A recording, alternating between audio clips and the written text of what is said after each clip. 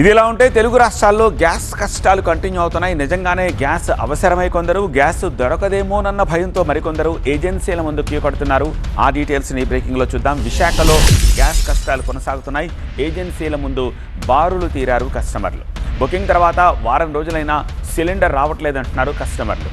గతంతో పోలిస్తే 4-5 రెట్లు అధికంగా బుకింగ్స్ వస్తున్నాయని తెలుస్తోంది.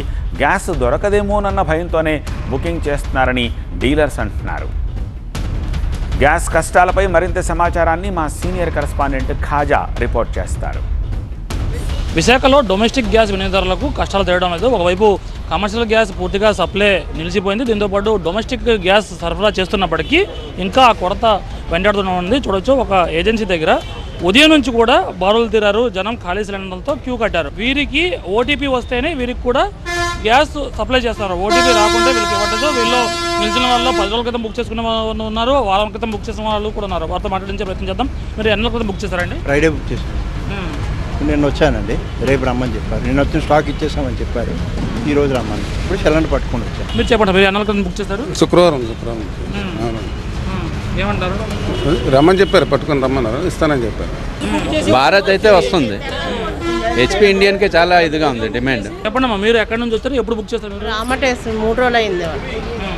మాకు ఎప్పుడు ఒక రోజు బుక్ చేస్తే వచ్చేది అంతే. ఏమంటున్నారు? ఇస్తున్నాం అన్నారు ఇవాళ. గత వారం రోజుల పాటు చూస్తున్నాం. ఇప్పుడు సిచ్యువేషన్ ఎలా ఉంది? కంట్రోల్లోకి వచ్చిందా? ఇప్పుడు బుకింగ్ కొంచెం తగ్గిందండి.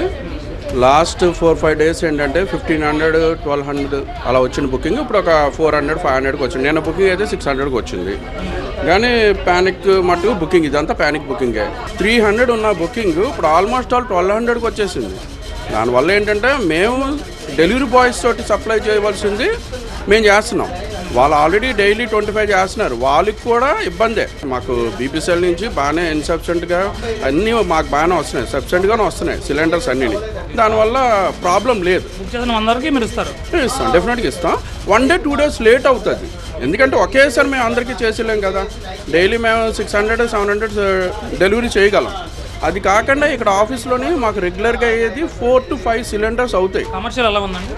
కమర్షియల్ ఏంటంటే ప్రయారిటీ ప్రకారంగా గవర్నమెంట్ ఏదైతే అలాట్మెంట్స్ ఇచ్చిందో వాటికి ఇవ్వాలి. స్కూల్స్కి వాటికి ఇప్పుడున్న పొజిషన్లో.